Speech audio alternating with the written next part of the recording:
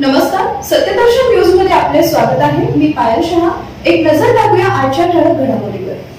खासदार प्रणिती शिंदे पूरग्रस्त नागरिकांसाठी अन्न, पाणी, आरोग्य सेवा, जनावरांसाठी चारा उपलब्ध करून देणार।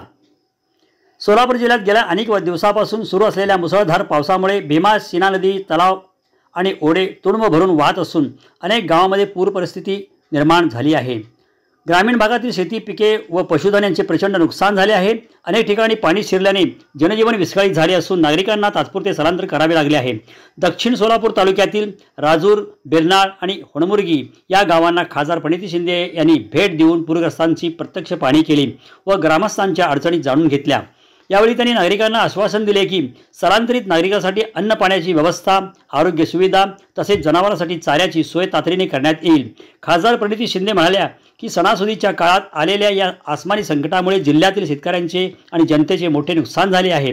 सीना नदीची इतके भयानक व रौद्र रूप प्रथमच पाहायला मिळत आहे।